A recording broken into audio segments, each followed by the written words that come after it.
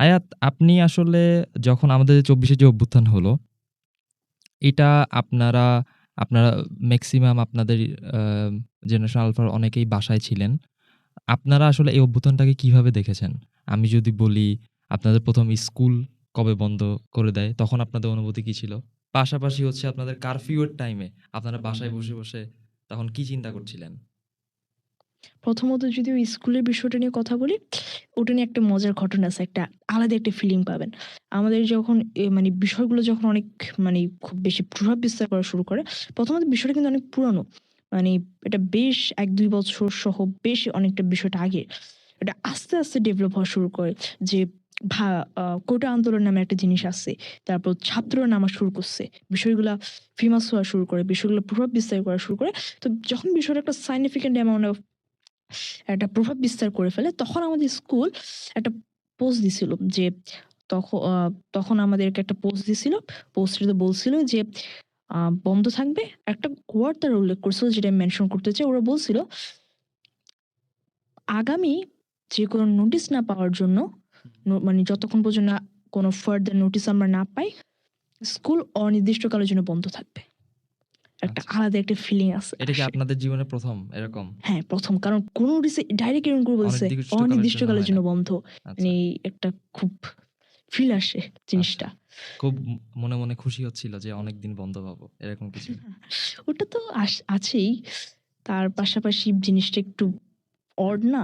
যে একটা স্কুলের নোটিসে বলল যে অনির্দিষ্টকালের জন্য বন্ধ।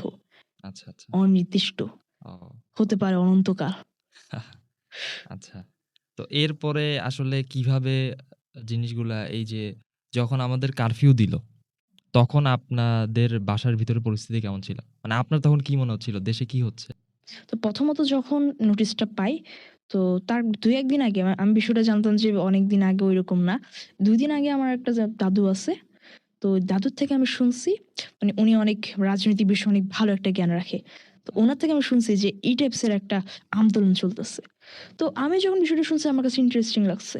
বিষয়টা আসলেই মানে একটা গ্রেট অ্যামাউন্ট অফ একটা সাইজ কিন্তু ধরতে পারে।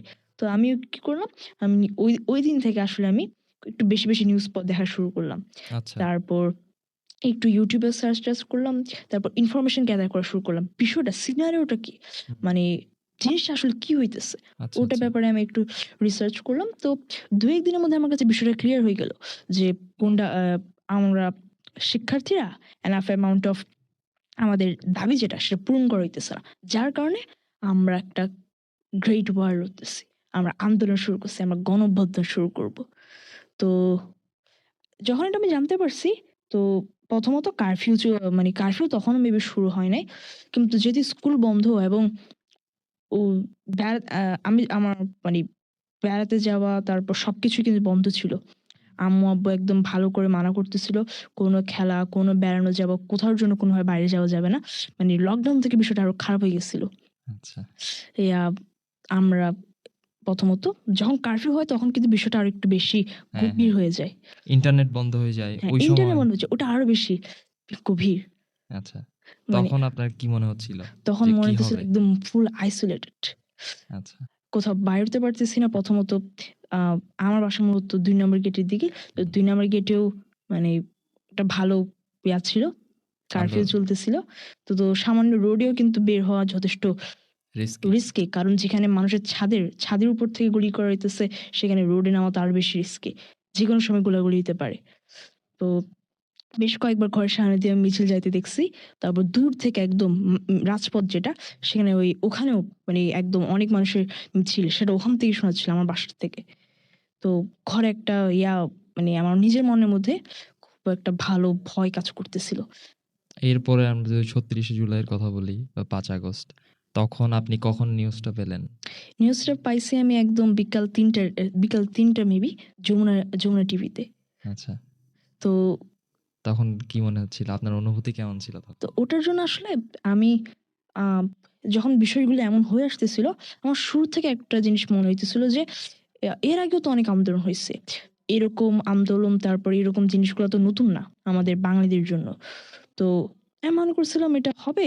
তারপর সরকার কিছু একটা করবে। সরকার কোনো কিছু মেনে নিবে বা কিছু একটা করবে, তারপর সবকিছু শান্তি হয়ে যাবে। জিনিসটা আমি এমন ভাবছিলাম। বাট ঠিক যখন ঘটনাটা যখন ঘটে, ঠিক এর আগের দিন রাতের বেলা রাত ৯টার দিকেই আমার মানে রাতের দিকে আমার মানে জিনিসটা এমন, আমার ওই যে জাদুর থেকে আমি শুনছিলাম যে আ কি বলে এরকম কিছু একটা হইতেছে। তিনি আমাদেরকে বলছিলেন যে আ শেখ হাসিনা কিছু পালায় যাবেন মেবি। উনি হয়তোবা উনি নিজে আত্মহত্যা করবে, নয় উনি মেবি পালায় যাবে, নয় আ একদম আর্মিদেরকে রাজপথে নামায় সবাইকে গোলাগুলি করে মেরে ফেলবে। এরকম কিছু একটা হবে, বড় কিছু একটা হইতে যাইতেছে। তো উনি ওটা বলছে। প্লাস আমারও মনে হইতেছে যে না, বিষয়টা এত তাড়াতাড়ি এত মানে খুব এত তাড়াতাড়ি যে শান্তি আসবে বিষয়টা এমন হবে না। একটা বড় কিছু হইতে যাইতেছে। তো ঠিক ওর পরের দিনই বিকাল ৩টার দিকে যখন নিউজটা পাইলাম, মানে একদম বড় হেডলাইনে আ পালিয়েছে। বিষয়টা একটা আলাদাই ফিলিং। কি পালায় গেছে? এত বছরের এত বছর হিস্ট্রি, এত বছরের ডমিনেন্স সব শেষ। ওয়াও! ওয়াও! তারপর যখন ভিডিও ক্লিপ গুলো দেখতেছি, বিশ্বাসই হইতেছে না। পালাইছে। তারপরে হচ্ছে আপনি কি তখন বাসা থেকে বের হয়েছিলেন? একদম। যখন বিষয়টা হয়েছে তখন আমি ভাত খাচ্ছিলাম। বিকেল ৩টার দিকে আমি ভাত নিয়ে বসছিলাম।